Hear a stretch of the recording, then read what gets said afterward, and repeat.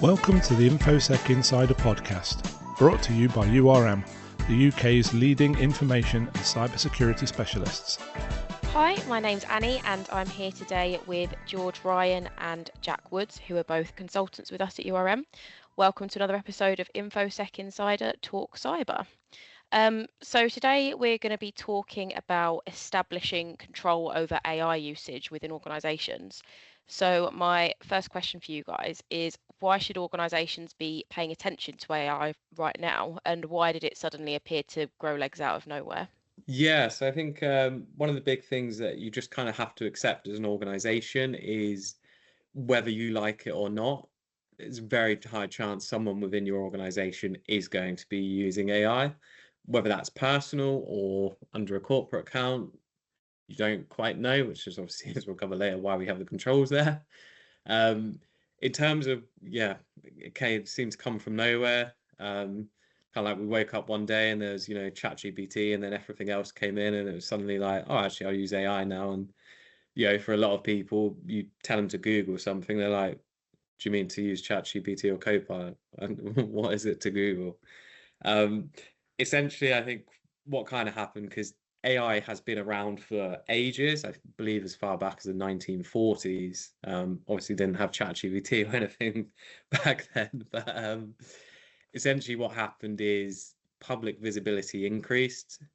So, company comes out, AI, it's suddenly in the public realm. All of the others kind of scramble because it's a case of, hang on, there's an open race here to be the first one that the public see as AI. Therefore, everyone jumps in, everyone comes on a board. And that's kind of why at the start we had AI that was generating people with 6 fingers, etc., and quite terrible images, and why suddenly we're seeing it just continually rise in how much it can actually do. So in a nutshell, it was one person pulled the trigger, everyone else panicked, and then released straight away. Yeah, and I think that's probably the key thing for organisations and why they should be paying attention, is that if they aren't, there's a risk of falling behind everyone else. I think it's easy to just get swept up in the uses of AI, and everyone there's organisations popping up all over the place with kind of AI tools and things like that, and it's a case of, well, if we had to go out and do some supplier due diligence on those, it's going to be quite scary if they've got no background or anything like that. But like I say, the risk of falling behind may outweigh the risk of implementing a tool that isn't necessarily going to do what it says that it's going to. And like you say, I think AI has been around for a very long time. It's just that its recent breakthroughs have made it a lot more usable for non-experts. The large language models like ChatGPT and stuff like that have made it a bit easier for everyone that isn't an expert to be able to just use those tools and get the answers that they want. And while those answers are getting better, sometimes they aren't still always correct. So it's always worth kind of making sure that if you are going to be using AI, to make sure that you are using it and kind of make sure you're sense checking it a little bit. And what are some of the most common ways you guys see organisations already using AI? Yeah, so it's an interesting one, because I think, when it first came out, and we're still seeing a lot of this as well at the moment, it's, writing emails, reformatting, potentially a bit of research here or there, adjusting in Excel, which that one even in itself was grown. So used to be you'd feed in Excel to the AI and it would do its thing, but now we actually have AI where it can actually live within the Excel document and make the changes live. What we're seeing is a lot of people are now moving on to kind of agents and beyond that. So rather than having your AI as a prompt and response, actually getting to the point where it can retrieve information from your organizational policies and actually come up with things for that. We've seen examples where people have onboarding agents, so actually multiple AI agents with specific purposes to help the onboarding process, etc. So we are seeing a lot of different use cases for it. Even in a personal kind of situation, we've just had it recently for a lot of people. They've discovered that actually on their kind of applications that track their runs, their weightlifting sessions, etc., now starting to realize they can plug their AI into that and actually using AI, they can question their running, how have they been over the past few weeks, months, etc. Anything they need to be aware of. So we are really seeing it go from prompt and response to actually carrying out tasks almost autonomously in most cases. Yeah, because it used to be the kind of customer service chatbots that everyone used to get quite Yeah. frustrated with, didn't it? And yeah, kind of moving from that into what we've got now is like we say, it's been a huge kind of improvement in that. But it's one of those things where you don't want to go too far.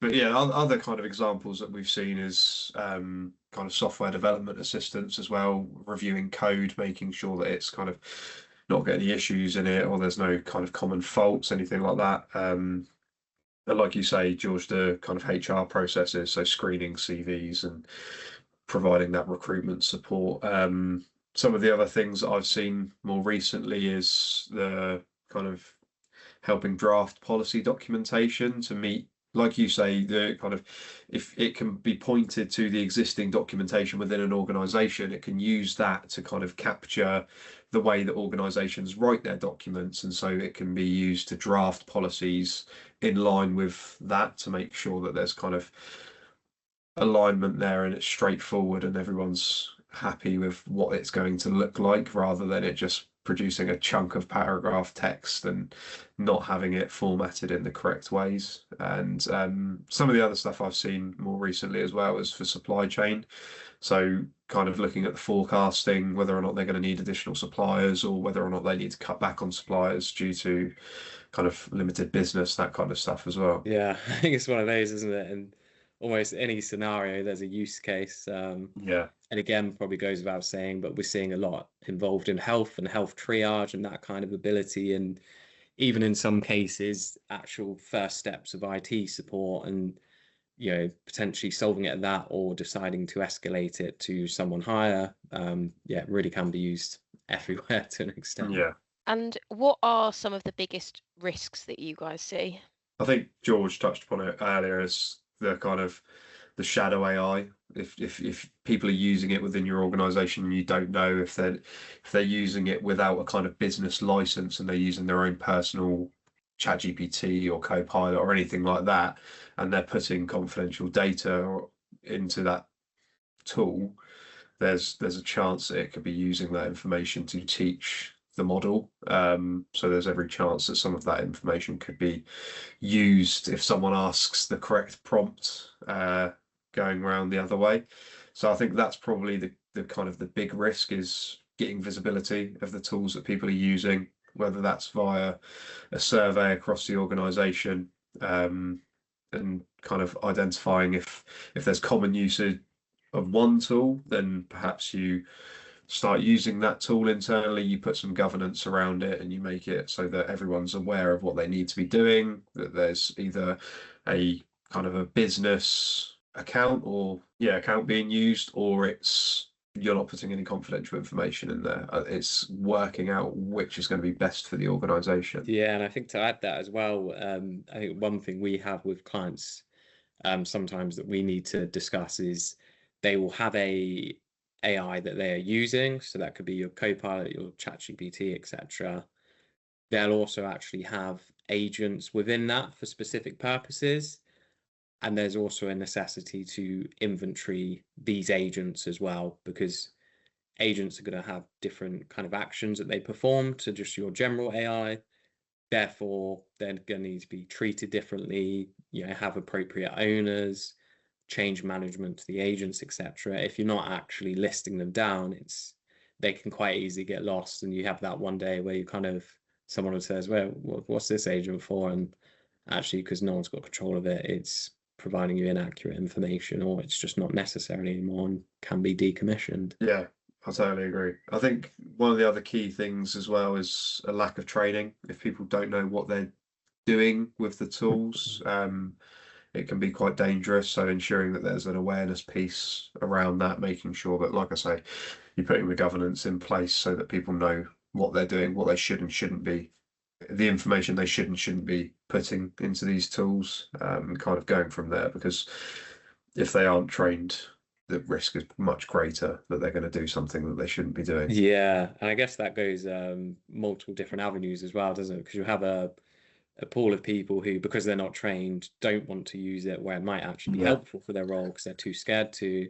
And then, those that haven't been trained and potentially don't realize that hooking it up to another system is actually exposing a ton of data that really shouldn't be exposed as such. You might not be sure what you're actually letting people see. So without the training, as well as that, I would argue it's similar to cybersecurity training in that, you could do it across the organization, get everyone to the same kind of baseline, which means everyone can grow together. And then, for example, it might be your software engineers, you have specific additional tailored training for them for their function, because that's going to be completely different from a general kind of function and role on it. And I guess, similar to that training one as well, isn't it? There can be a slight disregard for regulations. GDPR still applies if you're using AI. It can be quite easy to kind of forget. And again, if we're talking about uploading stuff, personally identifiable information, actually, should you be putting that to AI? Is there a reason? Is it a lawful basis? Again, it's, regulations can get forgotten when we see AI as this kind of new entity. Actually, existing regulations still do apply to it. I think one of the other things to consider as well is that if you are going to identify the use of AI in the organization as a risk, trying to work out who's going to own that risk can probably be quite difficult as well, because technology team probably wouldn't want to own it, even though they may be closest to it than any other team. But whether or not it should be the individual that's using the tool is the owner of that risk at the time, it's one of those things where it's going to take a bit of time to have a conversation internally, work out who's the senior member of staff that's going to be owning that risk and making sure that they're happy that everything's being done in terms of what we were just talking about, identifying any shadow AI usage, making sure that training's taking place, that kind of stuff, because that'll be part of their role as the risk owner. Yeah, definitely. I think could be quite easy, can't it, to just see it as information security risks, but there's more risks that stem for it. Again, you have stuff like people de-skilling. That's kind of a new risk with AI that might not be realized before, and having this human in the loop, which probably leads on to, I think, the next point we're covering, which is the transparency around using AI. If you're using it internally, say I submit a report for QA, I probably want to make him know, by the way, I have used AI for this, just to give them a bit more oversight, because what we don't want is that something travels throughout an organization and actually it's just no humans actually had a look at that, seen if it makes sense. No one's checked it because they will just assume that the AI checks it, and you kind of lose your peer review and your quality assessment there.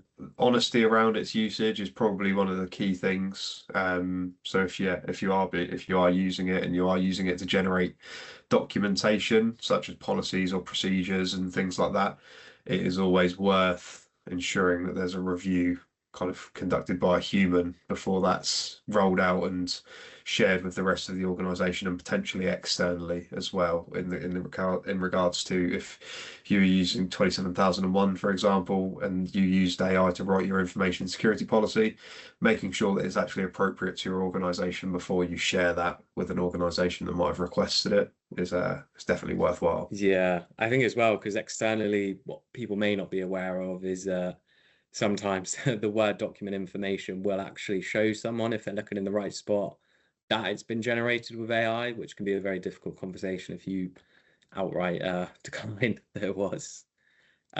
Similar to the ISO as well, I think I saw it the other day, someone was asking if they could do the whole ISO process through AI, and actually there's the question of, is the AI deemed to be a competent persons for ISO 27001? And then you get into that kind of territory. So transparency makes life a lot easier, even if at first it's a bit to own up to it. And I think the other one, big one that we do see, is the personal accounts.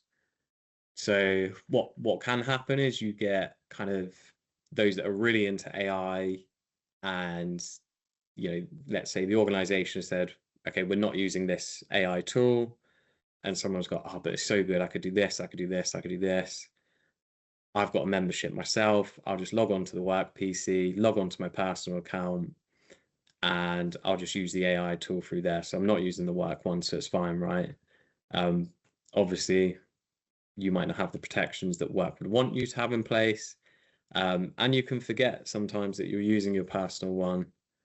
So you could accidentally, I'm sure everyone's done it. You thought you've copied and pasted one thing, but actually you've just pasted in the wrong thing, and then that's now left and is in your personal account. So say you leave the organization, well, actually, they can't close your personal account. So you still have organizational data even once you've left. Yeah, and I think something else that seems to happen, I don't know if it happens to anyone else, but if I use Copilot, for example, if I'm not using it in a document and I just open it up as the app on the desktop, it will always prompt me to log in again. It comes up saying I'm a guest, and so it'll always prompt me to log in again and use my work account so that it has the enterprise data protection on it. So ensuring that you kind of, if you use Copilot and things like that, and you've got the enterprise data protection turned on, ensuring that that little green shield with the tick in it is there before copying across any data is always something to look for. Yeah, definitely. I think that one catches a few people out. Amazing. So I think you guys have started to touch on this already, but how can organizations use AI effectively? What does good look like, and what are some simple guardrails? Yeah, so I think to use it, you do have to govern it. And to govern it, you do need to have a lot of clarity with that, things such as here's what it can be used for, here's what's acceptable, here's what we are explicitly prohibiting, here's how it should be used, here how it should not, case examples. And, this could be an AI policy. And as well as that, you want to have something in there for when people are kind of unsure. So you might have a use case that go, oh, I don't know if this fits the policy or not. Well, there should be someone in the organization, like Jack mentioned earlier, where we have our risk owners, someone you can go to who can either make that decision or can actually let that one go up the chain so that it can be made clear whether that can be done or not, rather than someone just taking a 50-50 punt on whether they want to perform said action or not. Yeah, definitely. I think something else to like we keep coming back to the shadow AI, having an inventory of the AI tools that are being used so that we're aware and everything's kind of essentially it's like the standard that you want, and then any new tools, like you say, George, should potentially go through change management or just get escalated to the risk owner to make sure that it's essentially fits the policy or fits the procedures that you've outlined. And part of that is creating reporting avenues as well, making sure that you can, if you have an issue or if you want to ask the question, you can kind of report that to the relevant and appropriate person, and they can then kind of take that on board, either give you a decision there and then, like you say, or kind of escalate it and potentially have a wider conversation with the rest of the organization to get a view and then come back to it. Yeah, and I think similar to reporting, which is the concept of training. Again, reporting should be covered when you are giving the training. Yeah. I think what a lot of organizations can fall short on is that they will say, right, we can use this AI tool and this AI tool, but there's no actual teaching for how to use it, how to get the most out of it, use cases for it, what you need to look for. Again, if we come back to Jack's example, it could be Copilot training and you say, right, check every time that the green shield is there and you are logged in to your corporate account, and you're not just using it as a guest one and uploading information where that can be used for the AI to train. Again, what you'll probably see that when you do give the training is there'll be people that are very for AI, people that are very against it, but everyone's receiving the same kind of baseline start, and it actually allows for the discussions to happen there and then. When you are giving the training, and I've given AI training, what you'll see is a lot of people say, oh, I didn't actually know it could do this, or we could do this, and they might ask me, oh, how could I do this? And you can work it out together, and it's actually allowing that collaboration, that then helps you with this AI kind of culture and understanding. Because what you would want down the line is that if I'm struggling for how to do something and actually someone knows a really good way to do it with AI, we discuss, they help me out. Likewise, I might have tried to use AI for something and I go, actually, this is just completely useless for this purpose. Don't waste your time. We can collaborate. We can actually all learn together rather than just people kind of really varying in how much they use it and how benefit from it. I think that's a key thing in terms of the culture for the training as well, is that there are no stupid questions. You need to, and if you feel that it's a stupid question, you probably need to ask it regardless, because there's probably 3 other people in the room with you that are thinking similar things. And if you can be then brave enough to ask that question and get the response, you're going to help a lot more people than you probably think. Because if you're, like you say, if you're doing the training and you're giving everyone the same baseline, the likelihood is that a lot of people are going to have similar questions. And so making sure that you're asking questions, whether you're for or against the use of AI, to further that training and make sure that actually, yeah, you're aware, but you've also gone a bit more in depth in saying, actually, yeah, that use case wouldn't work, like you say, George, or that use case will work, and you can work through it together in terms of how it's going to look going forwards. So in making sure you've got that kind of culture that actually, yeah, nothing's a silly question. And it's something that whenever I give training to clients, it's something I always say at the start, is that if you do have any questions, just tell me. There aren't any silly questions, because chances are someone will be asking or thinking of asking the same thing. So by asking the question, you're going to help other people in the room anyway. Yeah, definitely. I think as well, I always kind of mention, if it is a silly question, that means I should be able to answer it. So please do ask. Exactly. Yeah. So I can get a bit of credibility. I think one of the other big ones, obviously, is kind of probably has become quite obvious at this point, but it's the corporate accounts, it's the corporate license. What you don't want to rely on is individuals kind of choosing their own guardrails they're putting in. Actually, if you could do that at the organizational level, it makes it a lot easier. You can put things in place such as logging. So actually, whilst that may not be showing you exactly what they're doing, you could see token usage potentially, errors. Again, it's all dependent on the AI that you use, but it gives you more of an insight into what's being used, how it's being used. Yeah, definitely. And if you wanted to kind of not necessarily go beyond that, but get a good kind of working example of what it looks like to use AI effectively in your organization, look at the frameworks that are available to you. This is how most organizations start with information security. They look at a framework. So the same thing applies to AI. So you're looking at ISO 42001 or the NIST AI risk management framework is always a good place to start, because it will outline controls that you could have in place to manage the use of AI. Yeah, exactly. I think there's loads that are coming out at the moment as well. So, there's lots to choose from. You also have the Cloud Security Alliance that put out a lot of good information.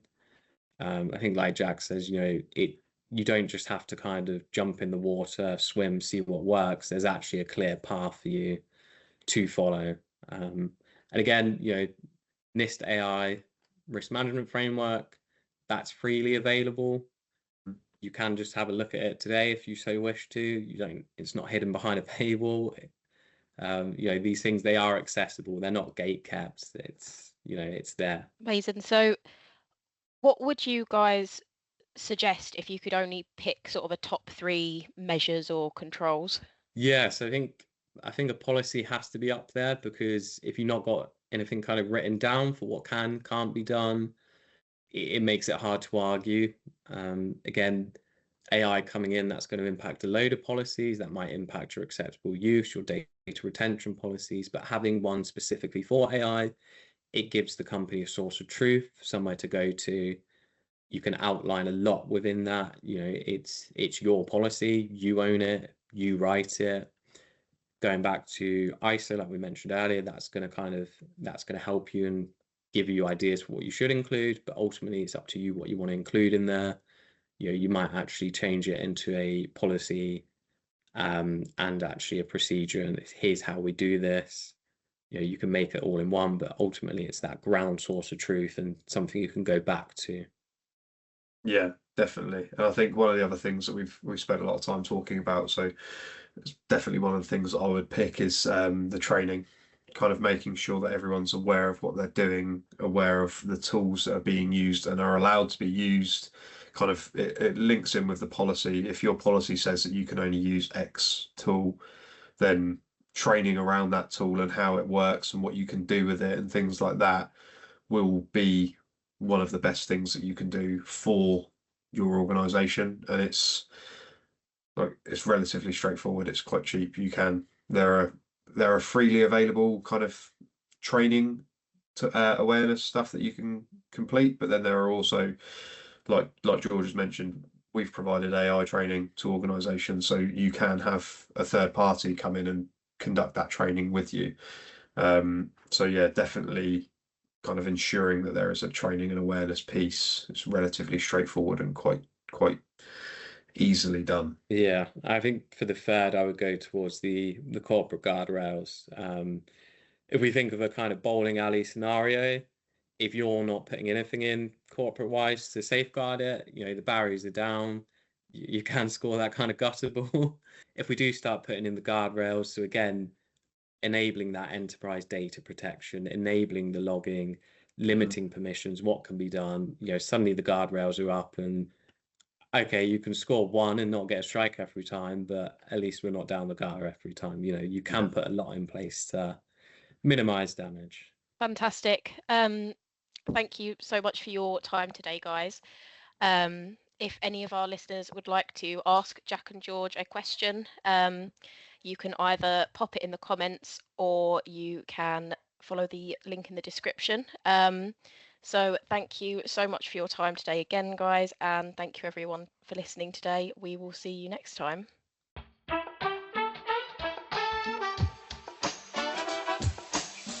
If you've enjoyed this podcast, we would really appreciate it if you could spare a moment to leave a rating or review at ratethispodcast.com/InfoSec Insider. To listen to more episodes, you can find us on Spotify, Apple Podcasts, YouTube, and Podbean.